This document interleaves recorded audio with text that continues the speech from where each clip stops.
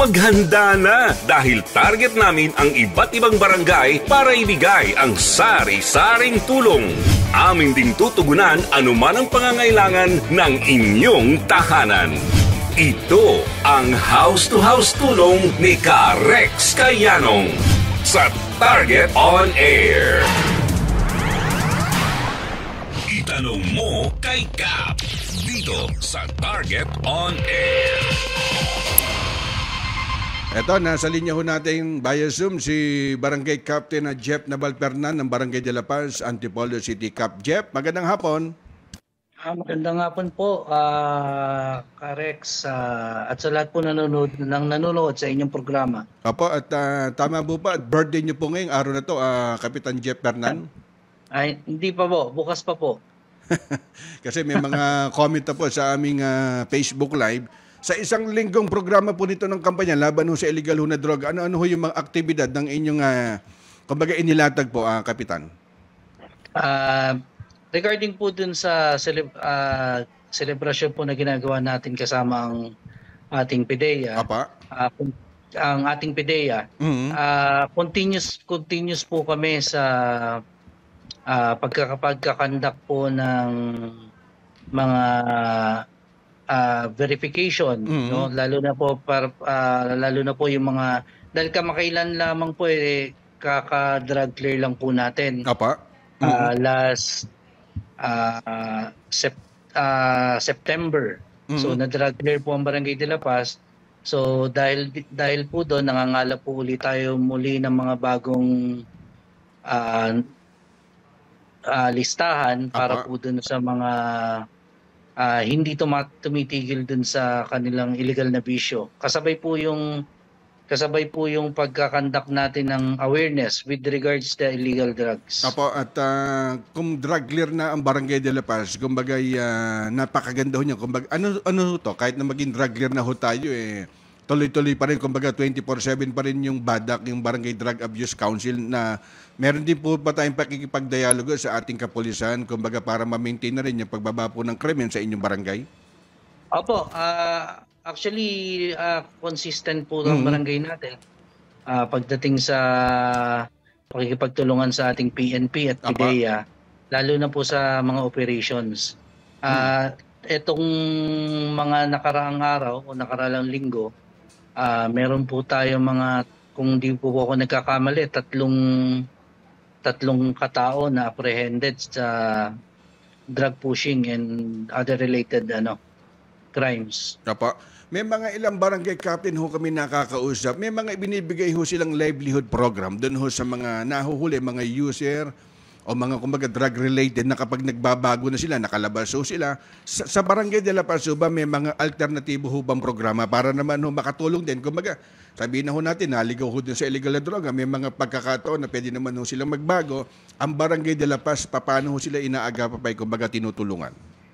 Meron, po, kasama po yan sa advocacy po ng ating barangay. No? Una yung sa livelihood, pinapasok po natin sa committee ng livelihood. Ganun din po sa employment and sa sports na isinasalang talaga natin sila. Although na kahit sabihin natin laro-laro lang, yung mabigyan sila ng other diversion para medyo mawala sa kanilang sistema yung illegal na droga. Ang Barangay de la Paz, magkano na po yung pinaka-ira ng inyong barangay, Akap? Ang NTA po ng Barangay de la Paz ngayon is 74, kung di po ako nagkakamali. 74 million. Doon po sa 74 million, marami ho kami nakakausap na mga senior citizen, siguro maliban ho doon sa Barangay San Isidro, sa de la Paz.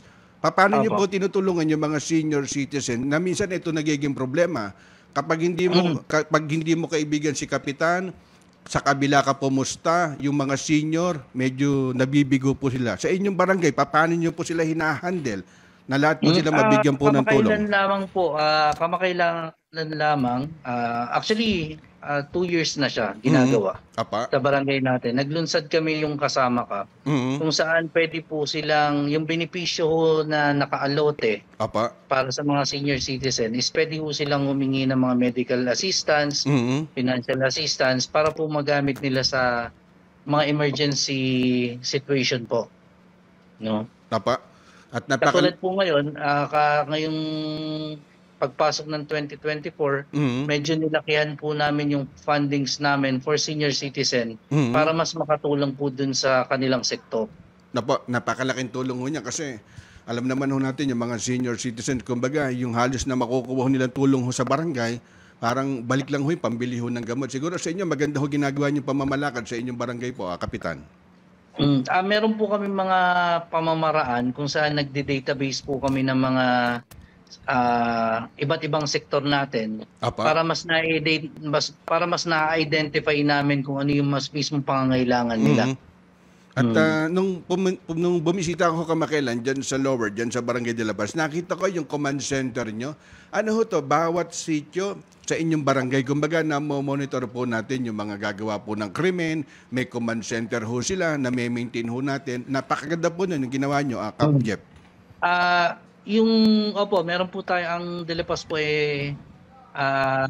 may sariling command center, no? At meron po tayong, sa ngayon po medyo nasisira yung ibang kable. Pero meron tayong active na 57 na camera na nakaantabay po dun sa mga sitio natin. Nga lang po talaga dahil sa paiba-iba ng panahon, medyo siyempre nasisira yung mga cameras natin, pero inaagapan natin na ma-recover yung mga system natin. So kasama din po sa command center natin yung Oplan Busilak, kasama po ang ating rescue unit na nasa command center. Kap, habol ko lang at nung last month meron pumunta sa aking action center na kababayan mo taga Barangay de la Paz regarding doon sa mga palupa, yung mga rights. Ito ba'y nabigyan na ho ng solusyon? Kasi sabi ko, kausapin niya personal si Kapitan at napakasimple lang naman ng problema niya kung ilalayo niyo pa kung saan-saan yan. Regarding dun sa mga pabahay, yung mga rights na minsan yan nagiging problema sa mga bawat sityo. Opo, actually, lalo na ho pag yung bentahan ng rights, no? So, syempre wala naman ho silang mga personal na dokumento na nagsasabi na yun ay kanilang pag-aari. So medyo doon tumatagal yung usapin at proseso.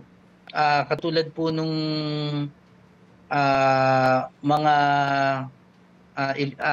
settlers natin, no? Settlers natin na nasa area ho ng Barangay de la Paz. Pinipilit po natin na makausap nila yung may-ari para mabigyan ng solusyon ho yung palupa nila. No? O it's either bilhin o ipasok sa ating usdo para magkaroon ng communication between sa may-ari at doon po dun sa mga nakatira. Kap, next year meron kaming segment yung tulong ni Carex Kayanong. Siguro at minsan bibisita kami sa barangay nyo kapag may mga ilang sityo sa Barangay de la Paz na lumalapit sa programa namin. Kumbaga sa tulong din po ng inyong barangay captain sa dyan ho sa de la Paz. At magko-courtesy call po yung aming staff po, Kap Jeff. Pwede po ba yun? Yes po, wala pong problema, Carex. Okay, Kap, baka open po ang Barangay de la Paz para po sa inyo. Salamat po. Baka meron po kayong mensahe sa publiko, lalo na ho sa taga Barangay de la Paz at kausapin niyo po sila. Napakarami po nakikinig sa oras ito. Para po sa mga mamamayan natin sa Barangay de la Paz, lagi ko po sinasabi na ang kahit po anong programa na ilatag natin sa ating mamamayan, kung hindi po makikipagtulungan ng ating pamayanan, wala pong magiging magandang resulta. No? Kaya ang partisipasyon po ng mamamayan sa kanyang pamahalaang barangay o lokal ay isa pong napakahalagang sistema para magkaroon ng mas magandang proyekto o programa na para din sa kapakanan mismo ng mamamayan natin sa barangay. Okay, at kami po ay nagpapasalamat. Barangay de la Paz, Antipolo City, Kapitan Jeff Pernan. Kap, mabuhay po kayo. Ingat po palagi. Yes po. Salamat po, Carex. Yan ang tinig mga kaibigan ni Barangay Captain Jeff Nabal Pernan ng Barangay de la Paz. At next year, ilulunsad doon natin yung tulong ni Carex. Maghanda na dahil target namin ang iba't ibang barangay para ibigay ang sari-saring tulong. Amin ding tutugunan anuman ang pangangailangan ng inyong tahanan.